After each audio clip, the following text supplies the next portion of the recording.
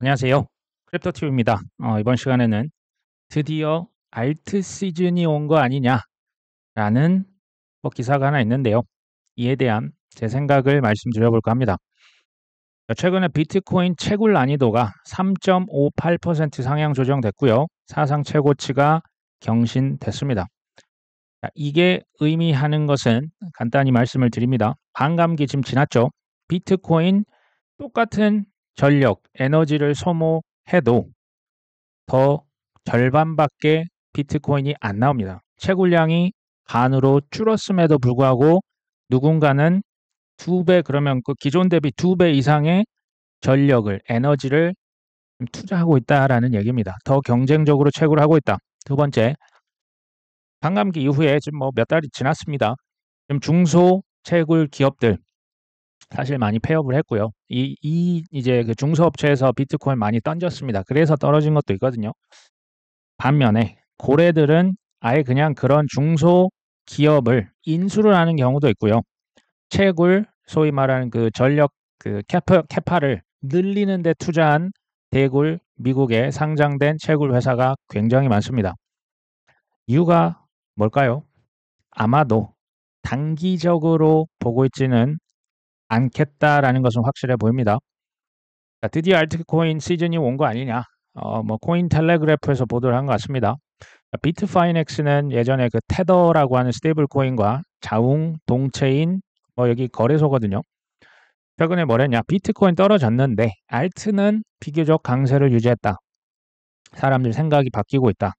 시장의 불확실성이 커지는 상황에서 비트코인만이 유일한 안전자산은 아니라고 생각하는 것 같은데, 자, 이런 게 이제 좀 비트코인으로 경기 침체기에 사람들 몰려드는 전형적인 패턴에서 벗어나고 있는 거 아니냐. 비트코인이 좀 최근에 하락했지만 알트는 좀 더 올랐다. 이런 얘기를 합니다. 비트코인 도미넌스가 1.3% 감소를 했는데 상위 10개를 제외한 나머지, 그러니까 이제 좀 알트코인, 미들코인, 스몰 코인들은 4.4% 시총이 늘었다. 이제 매도자들의 관심이 소위 말한 투기, 트레이딩, 선물 옵션, 위아래 레버리지로 베팅하는 거 피로감이 누적됐다. 그러니까 많이 돈을 잃었다라는 얘기입니다. 근데 이런 것들이 사실 의견이에요. 이런 것들은 그 행동이 아니잖아요. 이런 것들은 검증을 해보시면 됩니다. 비트코인 대비해서 알트가 좀 선전하고 있을까요? 해서 또 오랜만에 비트코인 도미넌스 차트를 가져왔습니다. 이게요. 23년부터 비트코인 그 도미넌스가 바닥 찍고 계속 올랐거든요. 이때 거의 한 40언저리였다가 이게 계속 올라서 50도 넘고요. 55, 최근에 57.2까지 올랐습니다. 이거 굉장히 오래 가고 있고요. 이제 떨어질 때도 됐는데 아직도 안 떨어지고 있어요. 2017년 초에 비트코인 도미넌스가 무려 96%였습니다. 세상 시총 코인 다 합치면 100원이라면 96원이 비트코인이었습니다. 그리고 나서 이제 떨어졌었죠. 21년 초는 73을 기록했습니다. 지금 57이고요. 이게 올해 말이나 내년 초에 이게 60까지 갈 수 있을까? 58이나 60 언저리까지 올라갈 수도 있겠다라는 생각을 개인적으로는 하고 있습니다. 정확히는 모르죠. 근데 과거에 비트코인 도미넌스 그러면 저점이 몇 정도였냐? 이게 2018년 말이거나 18년 초에는요. 이게 한 36까지 떨어졌었고요. 지난번 하락장에서는 대략 40 전후였습니다. 자, 이게 의미하는 거는 앞에 기사는 지금 제 기준에는 아직 설레발입니다. 알트 시즌은요. 아직 시작을 안 했어요. 소위 말할 바나나 존, 상승장 더 기다려야 된다라고 저는 생각을 합니다. 왜냐면요. 이런 것들이 소위 말할 알트 시즌 불장 이런 거는 비트코인 도미넌스가 급격하게 무너지면서부터 시작을 합니다. 중요한 건 시작을 한다는 겁니다. 이게 이제 바닥 한 40 언저리까지 혹은 그 36까지도 떨어졌었거든요. 거기까지 가면 상대적으로 무슨 얘기입니까? 알트의 비중이 높은 거죠. 비트가 떨어진 게 아닙니다. 비트가 올랐는데 상승장에서는 알트가 말도 안 되게 훨씬 더 많이 올랐다라는 걸 의미하죠. 바나나 존이 시작해도 비트코인 도미넌스가 떨어져도 1년이나 걸릴 수 있기 때문에 뭐 약 1년입니다. 시작했다고 바로 파는 것은 제가 볼 때 그렇게 좋은 선택은 아니라고 보여지고요. 반대로 이제 비트코인, 그러니까 우리 코인 그러면 언제 정리하냐? 대략 이 도미넌스 40 근처에 왔다 슬슬 분할 매도를 저는 고려할 생각을 합니다. 아직 시간이 많이 남았다고 하는 것을 뭐 알 수가 있겠죠. 알라메다의 전 CEO, 전 샘 뱅크만의 여자친구 있지 않습니까? 여기 캐롤라인 앨리슨. 이거요, 이제 선고 기일 아직 9월 24일. 샘 뱅크만은 저번에 뭐라고 했는데 지금 이 여자친구분은 아직은 그 소위 말하는 뭐 몇 년형 이게 아직 안 때려진 거죠. 유죄를 인정했고 뭐 협력했는데 뭐 재범 위험도 없고 뭐 보호 관찰을 요청했다고 하는데요. 핵심을 말씀을 드리면 핵심이 이거예요. FTX 사태 그 2022년 11월에 있었던 게 아직도 이게 사태가 저번에 보여드렸죠. 채권자, 채무자들이 아직도 협상하고 있고요. 내돈내는 하고 있는 거죠. 지금 담당자들이 아직 법정 선고도 안 받았어요. 이게요, 끝나야 돼요. FTX 사태가 이걸로 사실상 하락장의 정점을 찍었잖아요. 그럼 이게 회복이 돼야 돼요. 이게 회복이 되면 FTX 거래소 이 2.0으로 해서 다시 문 열 겁니다. 네, 다시 문 엽니다. 그 이후에 상승장이 나올 거라고 저는 예상을 하고 있습니다. 아직은 조금 시간이 더 남은 거죠. 이더리움 현물 ETF가 5 거래일 만에 순유입으로 전환됐다. 뭐 이거 좋은 뉴스입니다. 좋은데 1140만 달러면 뭐 우리 돈 한 130억 원 정도 하거든요. 이 거래량이 적어도 이거 너무 적은 거 아닙니까? 라는 생각이 사실 듭니다. 글래스노드에서는요. 비트코인 가격 회복세에도 불구하고 투자자에게 단기적인 확신이 부족하다. 그 이유로 지금 지난 분기 이 코인 거래량이 눈에 띄게 감소했다. 이는 트레이더의 거래 의욕이 꺾인 탓이다. 뭐 투자자들도 투자를 더 적게 하겠지만 트레이더들은 지금 많이 청산당했고요. 이미 수십억, 수백억을 날렸습니다. 이게 전 세계적인 현상이거든요. 그래서 이제 사실 뭐 지금 한풀 꺾일 수밖에 없는 거예요. 지금 많이 사실 이 투자 이 코인 거래소를 지금 떠난 사람들이 되게 많습니다. 근데 지금 여기서 단기적인 확신이 부족하다라고 했잖아요. 이게 뭐냐면 가격이 지금 올라도요. 올랐다고 보지 않습니다. 이게 뭔지 아십니까? 쉽게 말해 이게 불신의 단계거든요. 지금이 그럴 시즌입니다. 이거 많이 보셨죠? 뭐 월가에서 시장 사이클의 심리 해가지고 했는데요. 보시면 제일 아래쪽에 disbelief는 불신입니다. 불신. 올라도 바보들이나 사지 멍청한 녀석들 지금 이렇게 적혀 있거든요. 그 다음에 가격이 오르니까 호프는 희망이죠. 긍정, optimism. belief는 갑자기 가격이 급등하면서 믿음이 생겨납니다. 그러다가 스릴이죠. 더 많이 오르기 때문에. 그냥 시험 삼아서 100만 원, 200만 원 넣었는데 이것 봐라. 이거 뭐 그냥 30분도 안 돼서 이게 2배, 3배, 5배 가네? 뭐 하루 지났더니 스릴을 느낍니다. 그래서 1000만 원, 2000만 원, 심지어 억 단위로 투자를 여기에서 보통 합니다. 유포리아죠. 예, 환입니다. 근데 거의 이제 여기가 이제 끝물이었던 거고 크게 한번 떨어졌다가 다시 한번 살짝 튀어오릅니다. 이게 이제 complacence인데요. 이거는 그 한국어로 우리 안도의 단계입니다. 떨어진 줄 알았는데 다시 올랐기 때문에 안도하는 거예요. 야, 뭐 내가 잘못 본 거지. 다시 올라갈 거야. 뭐 그냥 가자 외치는 거죠. 달나라 가자인데 계속 떨어집니다. 급락을 하면 이제 걱정이 들고요. 현실을 부정합니다. 패닉에 빠지고요. 캡슐레이션 항복입니다. 항복하고 이제 진짜 바닥까지 떨어지기. 이게 이제 소위 마이너스 97%, 98% 얘기하는 겁니다. 이 정도 되면 분노가 올라오죠. 분노가 올라오고 가격이 계속 바닥에서 수년간 지지부진하게 움직이면 그때 이제 디프레션 됩니다. 그냥 우울한 거고 다 끝났고 나 완전 이제 이때 이제 소위 말해 뭐 한강 간다는 얘기가 이때 나오는 겁니다. 그 다음 단계가 뭔지 아십니까? 불신이네요. 아까 처음에 봤던 거 불신 기억나십니까? 요게 여기 있네요. 중요한 게 뭐냐? 이게 바로 시장 심리고요. 사이클입니다. 그래서 중요한 것은 이 시장 심리와 사이클이 무한 반복된다는 게 엄청 중요합니다. 그러니까 이제 이 큰 사이클도 있고 작은 사이클도 있는데 지금 단기적으로 봤을 때 뭐 올해 한 3월 달에 많이 좀 올랐잖아요. 뭐 1억 넘었다 와 했잖아요. 근데 지금은 올라도 안 믿는 이 disbelief 단계인 것 같습니다. 단기적으로 봤을 때. 비트코인 현물 ETF 거래량도 역대 세 번째로 적다. 여기서 되게 중요한 사실을 또 다시 한번 말씀을 드립니다. 월가, 전통 금융기관의 주 수입원이 뭔지 아십니까? 우리처럼 시세 차익을 노린다, 놉니다. 수수료입니다. 매매 수수료, 환전 수수료, 정산 수수료, 결제 수수료, 이체 수수료. 근데요, 자산, 뭐 코인뿐만 아니고요, 모든 자산이요, 가격이 낮으면 보통 거래를 안 합니다. 거래량이 낮으면 매매 수수료, 이체 수수료가 당연히 줄어들겠죠. 수입이 줄어듭니다. 자, 그들의 입장에서 생각해보자. 계속 말씀드립니다. 금융 세력 입장에서 이미 제가 주요 코인과 주요 인프라 장악이 끝났다. 그러니까 현물 ETF 하나씩 이제 승인시켰다라고 말씀을 드렸죠. 앞으로 더 될 겁니다. 근데 현재는 가격이 암울합니다. 지금 거래도 안 되잖아요. 뭐 부동산도 가격이 너무 떨어지면 거래가 안 됩니다. 그들 입장에서는 코인 가격이 다시 올라가 줘야 소위 이제 자다 일어나 뭐 20% 30% 언론에서 얼마나 떠들겠습니까? 그 정도 되면요. 다시 거래량이 늘어날 겁니다. 그러면 그들의 수수료 수입이 당연히 늘어나겠죠. 현재 현물 ETF 딱 두 개 있습니다. 비트코인과 이더리움 있습니다. 상품이 지금 딱 두 개 있습니다. 근데 저는 여기서 절대 끝나지 않는다. 월가의 탐욕에 투자하는 것이라 계속 얘기 드리죠.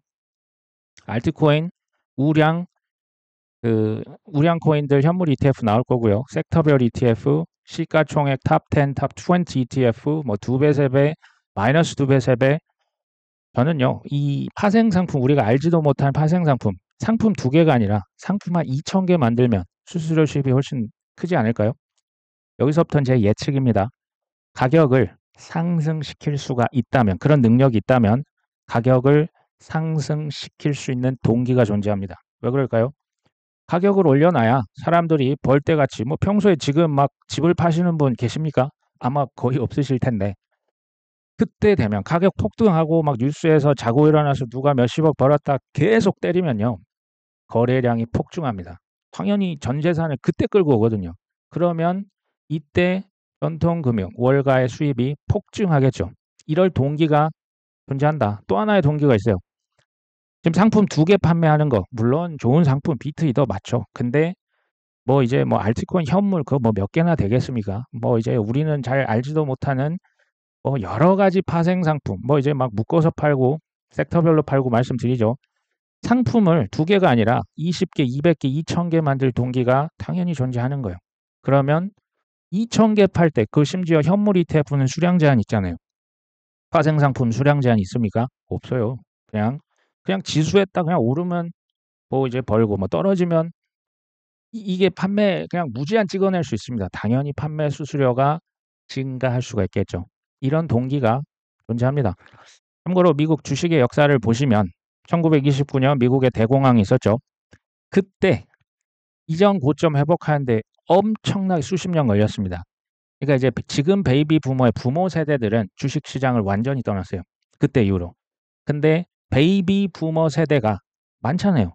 이 사람들이 주식 시장에 절대 안 들어오는 겁니다. 그 트라우마가 너무 셌기 때문에 월가에서 기가 막힌 상품을 발명했죠. 그게 401k 연금저축입니다. 이 피델리티에서 처음 한 걸로 아는데요. 이 연금저축이 나쁘다라고 하는 게 아니고요. 이게 그 연금저축 그 회사에서도 뭐 지원을 해주고 뭐 세금 혜택을 주고 이런 식이에요. 뭐 ETF, 뭐 S&P 500 이런 지수에 하면 뭐 꾸준히 우상향하니까 30년, 40년, 50년 저축해서 은퇴할 때 한 10억, 20억 만지시면 됩니다. 이게 그들 논리거든요. 그냥 그런 식으로 그냥 작동을 합니다. 미국 주식시장 꾸준히 우상향하는 게요. 미 연준에서 돈 찍어내는 속도와 거의 뭐 유사합니다. 돈이 좀 줄어들면 주식시장 한 번씩 출렁출렁 하거든요. 왜 주식시장 이렇게 꾸준히 우상향을 시킨다? 그래야 거래량이 늘어나니까. 그래야 계속 주식, ETF, 파생상품, 뭐 채권, 뭐 여러 가지 계속 사줄 테니까. 저는 이 똑같은 일이 코인에서도 지금 월가가 뭐 지금 그 월가와 이 코인 쪽의 월가 다른 기관들이 아니에요. 똑같은 그들입니다. 그러면 똑같은 일을 저는 기대하고 있는 겁니다. 자, 금감원에서 가상자산 거래소 첫 현장 검사 대상으로 비썸 거래소를 선정했습니다. 이제 뭐 법을 잘 준수하고 있냐, 이용자 보호 제대로 하고 있냐, 불공정 거래 이거 이제 규제에 나선다고 합니다. 근데 예전에 이제 규제하면 자꾸 이제 예전 법무부 뭐 2017년도에는 뭐 바다 이야기다, 뭐 법무부가 거래소 폐쇄하겠다. 지금 그게 아닙니다. 지금 그게 아니고요. 어쨌든 올해 뭐 7월이었나요? 가상자산 이용자 보호법이 이미 발효가 됐고요. 이거에 근거해서 부정행위, 범법 행위를 점검하겠다. 지금 이런 얘기입니다. 사실 이 거래소 입장에서는 되게 사실 불편한 거죠. 되게 부담스러울 겁니다. 지금 빗썸이 먼저 이제 이렇게 선택이 됐는데 사실 우리 투자자 입장에서는 이거 좋은 거예요. 부정행위, 소위 뭐 이제 막 상장, 뭐 펌핑, 뭐 소위 가두리 양식장 이런 거 보겠다라는 얘기입니다. 저는 그렇다고 뭐 금감원에 엄청난 기대를 하고 있지는 사실 않고요. 그냥 미국 SEC보다는 낫지 않겠냐. 저는 이 정도 봅니다. 사실 제 속마음은 방해나 안 했으면 좋겠다. 이런 마음이 있습니다. 최근에 트럼프와 해리스가 미 대선 후보 TV 토론했는데요. 코인 얘기를 안 했답니다. 그러면서 뭐 경제도 했고 우크라이나 전쟁, 낙태 등 여러 가지 주제를 했지만 코인은 없었다. 뭐 블룸버그는 갑자기 또 이럽니다. 뭐 토론 시작할 때는 뭐 비트코인 좀 떨어졌는데 토론 막바지에 회복했다. 계속 얘기 드립니다. 언론은요, 우리에게 어떤 프레임을 씌우는 경우가 되게 많아요. 본질이 아니라 비본질, 쓸데없는 것에 집중하게끔 합니다. 예전에 일론 머스크 트럼프도 뭐 그 트위터에서 얘기를 했었고요. 지금 해리스 트럼프도 지금 TV 이거 그 토론이 되게 중요하잖아요. 여기에서 둘 다 코인 얘기하는 거 아니야? 코인 얘기하는 거 아니야? 근데 코인 언급조차 없었습니다. 안 그래도 장도 안 좋은데 이러면 뭐야 이거 코인 진짜 이거 뭐 끝난 거 아니야? 얘네들 지금 관심도 없네? 라고 생각하게끔 하는 게 프레임이라고 지금 보시면 됩니다. 팩트는 이거예요. 그들은 각종 언론 매체를 장악하고 통제가 가능합니다. 예전 뭐 비트코인 현물 ETF 뭐 오보다, 뭐 SEC 트위터가 해킹됐다. 지금 뭐 거의 같은 맥락이라 보시면 됩니다. 그럼 제가 이제 예측을 하는 거죠. 이게 언제가 될지 모르겠지만 대선을 명분으로 했다면 대선 이후를 저는 조금 기대하고 있는 건 사실입니다. 어떤 분석에 따르면 투자자 항복이 임박했다. 근데 이제 미국 대선까지는 불확실할 것이다. 뭐 저도 어느 정도 동의합니다. 왜냐하면 대선을 명분으로 했기 때문에 그 전후로 또 말 뒤집기가 저는 뭐 얼마든지 가능할 거라고 보고요. 뭐 비트코인, 이더리움, 현물 ETF 뭐 돈이 계속 빠져나가고 있다. 스테이블 코인 공급량도 뭐 감소했다. 그래서 지금 투자자들이 카피출레이션 이거 이제 항복이거든요. 항복을 지금 하고 있다. 근데 뭐 11월까지는 좀 힘들 것 같은데 지금 이런 얘기고요. 근데 저는 뭐 단기 예측을 뭐 이게 뭐 거의 50% 확률이다 보니까 저는 이걸 하지도 않고요. 저는 이건 신의 영역이라고 그냥 아예 인정을 합니다. 단기적으로 좀 맞추려고 하지 않고요. 단타 다 나쁘게 보지 않아요. 근데 프로의 영역이다. 아마추어가 하면 결국 패가망신한다라고 하고 저는 이제 생각을 합니다. 프로들은 하시면 되고요. 근데 대신에 단기는 모르지만 중장기적으로 봤을 때 미국의 대선이 명분이라면 지금 뭐 민주당에서 몇 명 돌아섰잖아요. 트럼프도 돌아서고 라리 핑크도 돌아서고 반코인에서 친코인으로 가고요. 이제 점점 시간이 갈수록 규제 불명확성에서 뭐 증권이야, 화폐야, 이게 뭐 상품이야. 여기에서 이제 완벽하게 규제 명확성이 확보가 될 겁니다. 그 관련 법안들 통과될 거라고 말씀 계속 드립니다.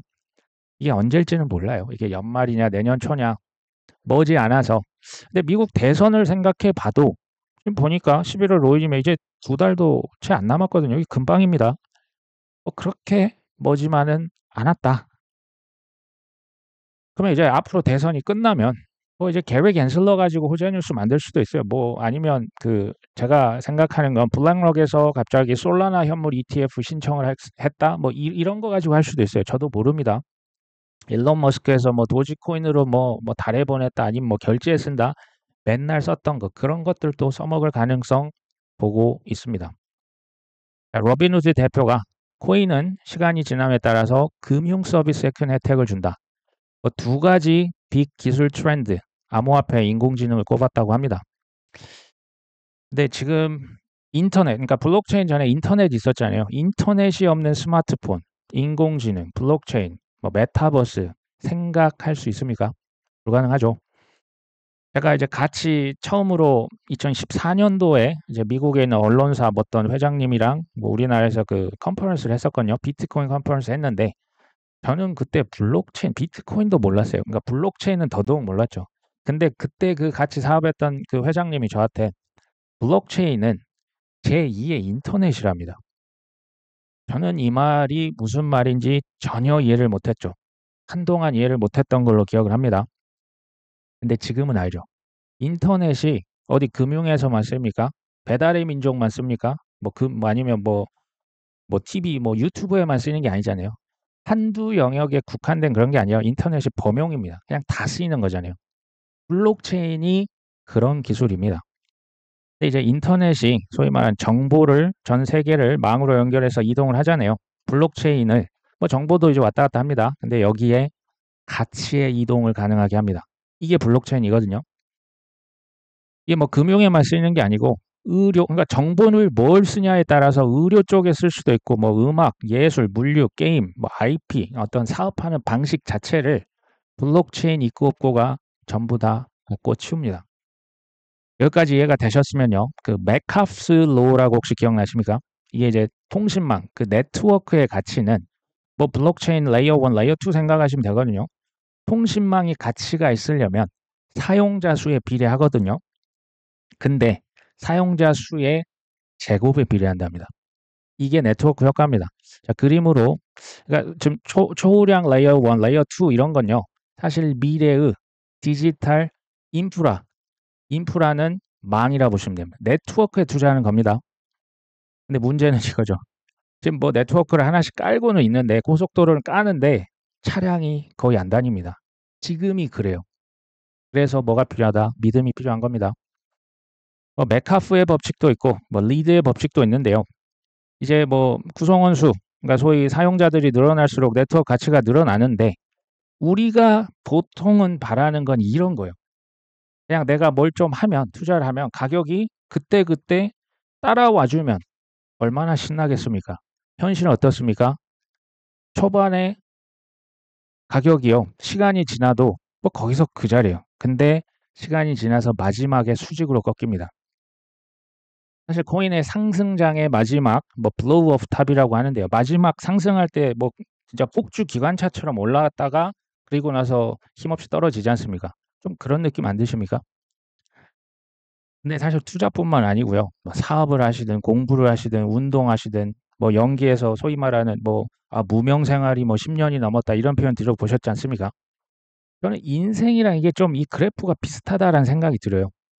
무슨 얘기냐? 뭔가를 하려고 초반에 노력을 엄청 합니다. 엄청 시간과 내 그냥 노력과 땀방울을 집어넣는데 성과가 있다 없다? 성과가 거의 안 보이네요. 이러면 대부분 포기하는 겁니다. 또 하나의 비유를 제가 생각해 봤는데 이제 우리 비행기 타면 이렇게 이륙하잖아요. 근데 초반에 멈췄다가 뭐 엄청나게 힘을 그러니까 그때 이제 활주로가 100이라고 치면요. 활주로의 한 90까지는 엄청난 에너지를 소모합니다. 그러면서 정말 미친 듯이 달려가죠. 속도를 엄청나게 높입니다. 근데 여전히 땅바닥이죠. 활주로 90%까지 갔는데도 날았습니까? 못 날았습니까? 못 날았습니다. 그래서 대부분 포기를 하는 겁니다. 근데 마지막 10%그 지점에 이르렀을 때는 꿈쩍도 안 하던 비행기가 갑자기 하늘로 날아오릅니다. 이해되시죠? 자, 정리합니다. 코인 투자는 디지털 인프라, 네트워크 또는 망에 투자하는 것이다. 두 번째, 코인 투자는 활주로에 90%를 견딘 자에게 다 몰아주는 게임입니다. 이거 이해하셔야 됩니다. 코인만 그런 게 아니더라고요. 인생의 성공, 사다못해 다이어트여도 그래요. 활주로의 90%까지 견딘 자는 이거 이제 뭐 전문 용어로 플라이휠 효과라고 합니다. 플라이휠이 가능하다. 이게 뭐냐면요. 막상에 그런 엄청난 에너지를 소모해서 비행기가 테이크오프를 했는데 막상 비행기가 어떤 그 고도에 딱 올라가면요. 연료 소진량이 거의 줄어듭니다. 거의 소진을 안 해요. 근데 비행이 그 상태로 계속 날아가는 거예요. 쉽게 말하면 힘들이지 않아도 계속 날아가는 겁니다. 이게 소위 뭐 김승호 회장이나 저기 성공하신 분들이 얘기하는 초반에는 뭐 돈 1억 모으는 게 힘든데 나중엔 돈이 돈을 벌고 사업이 돈을 알아서 벌어오는 그런 지경까지 이르를 수가 있는 거죠. 옳은 선택을 하셔야 됩니다. 아무거나 사놓고 기다리는 건 사실 의미 없다고 봅니다. 물론 그것도 경험이 될 수는 있지만 옳은 선택을 하셨다면 날아가기 전 활주로 마지막 10%까지 가보셔야죠. 그때까지 기다려보자. 그리고 언젠가는 가만히 앉아있으면 태풍이 그냥 되지도 하늘을 날게 하는 그런 순간이 올 겁니다. 오늘 방송 여기까지 합니다. 끝까지 시청해 주셔서 감사합니다.